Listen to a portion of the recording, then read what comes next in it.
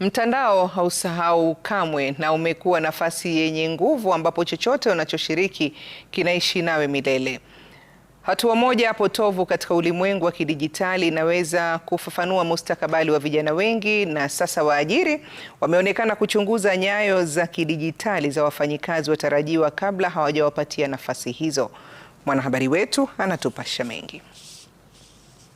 Mitandao ya kijamii imekuwa ikitumiwa mno kusambaza habari upesi, wengi wakitumia vibaya kwa matusi na kusahau nakala hizo hazifutiki na huenda zikawaandama baadaye.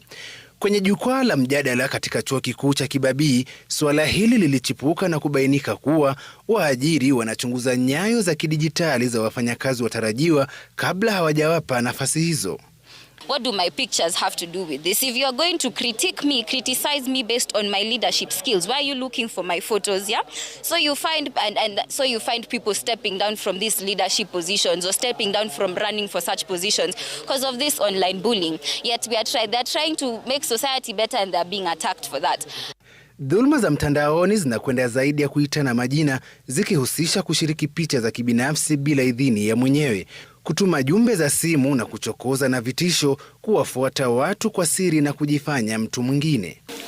Sisi watu wa huko tunaita view once the nudes, sending of nudes.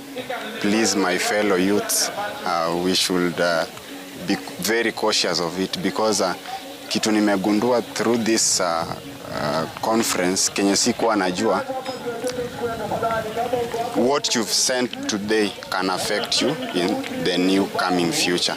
Waathiriwa wa dhuluma za mtandaoni wanahimizwa kujitokeza na kupiga ripoti, huku vijana nao wakishauriwa kufikiria mara mbili kabla ya kuchapisha ujumbe wowote mtandaoni. We have people who are stalking you.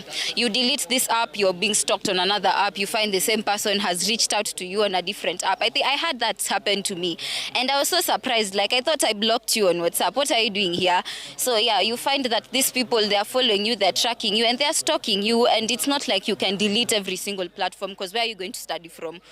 Wasiwasi ambao unaonekana pia katika vyuo vikuu hapa nchini.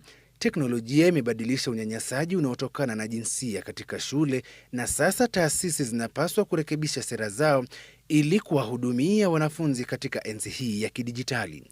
Athman Saidi, Runinga ya Citizen, Nairobi.